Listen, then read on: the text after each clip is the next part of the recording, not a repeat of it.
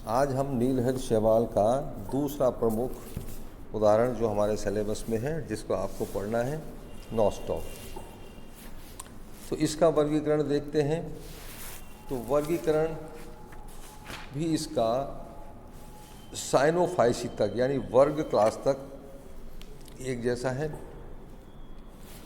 Order से इसको बदलते हैं तो ऑर्डर इसका है नॉस्टोकेल्स और कुल है इसका नॉस्टोकेसी।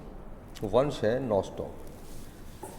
प्राप्ति स्थान, यह नीलहरित शैवाल प्राय फ्रेश वाटर और जलीय दोनों प्रकार के आवासों में पाया जाता है।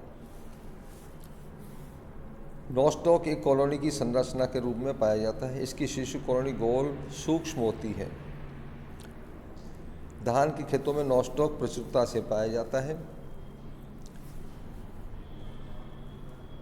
इसकी एक जाति नॉस्टॉक माइक्रोस्कोपिकम वृक्षों की नम छाल एवं नम चट्टानों पर पाया जाता है। नॉस्टॉक की कॉलोनी सामान्यतः छिछले गड्ढे, पोखर, तालाब के लवण रहित जल की सतह पर तैरती हुई खोखली गेंद के रूप में दिखाई देती है। कॉलोनी का रंग हरा, नीला या जैतूनी होता है, ऑलिव ग्रीन होता है। वह इसे सामान्य रूप से स्टार जेली या चंबर अंड मेयर्स एग भी कहा जाता है। नॉस्टॉक की एक प्रजाति नॉस्टॉक पंक्तिफोर्मी साइकस की कॉर्डर जड़ों एवं एंथोसेरोस नामक ब्रायोफाइट के थैलस में अंतःपादवी संरचना एंडोफाइटिक रूप से पाई जाती है। थैलस संगठन, इसके तंतु अशाखित कोशिका एवं एक पंक्ति यूनिसीरिएट लीनियर क्रम में यानी कि रेखीय क्रम में व्यवस्थित होती है। असंख्य ट्राइकोम मजबूत लचीले मजबूत म्यूकस की संहति में सघन रूप से धसे हुए रहते हैं। म्यूसिलेज का बाहरी हिस्सा पेलिकम जैसी कठोर झिल्ली द्वारा ढका हुआ रहता है। नॉस्टॉक की कॉलोनी शिशु अवस्था में छोटी गोलाकार दीर्घवृत्तीय आकृति की होती है, परंतु जैसे जैसे कॉलोनी प्रौढ़ परिपक्व होती है तो इसकी आकृति अनियमित एवं बीच से खोखली हो जाती है। इस प्रकार कॉलोनी खंड तंतुरूपी पर्णिल, कंदिल या गोलाब दिखाई देती है। कॉलोनी में उपस्थित तंतु विभिन्न लंबाइयों की एवं परिधि पर सघन रूप से व्यवस्थित होते हैं। हेटेरोसिस्ट कोशिका को छोड़कर शेष ट्राइकोम की सभी कोशिकाएं इलेप्टिकल, स्फेरिकल, ओवल तथा माला के मन को मोनिलिफॉर्म समान दिखाई देती है। तंतु में पास पास व्यवस्थित कोशिकाओं के बीच संकीर्णता कंस्ट्रक्शंस पाया जाता है।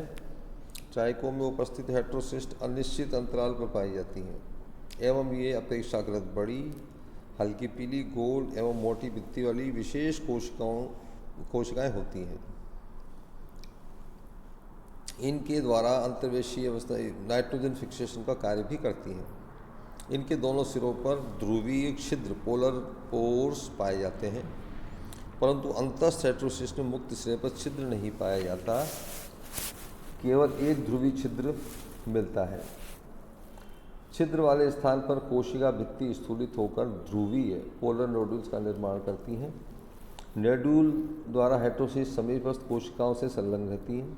कभी कभी हेटेरोसिस्ट श्रृंखला में पाई जाती है, वैसे ये एकल ही होती है।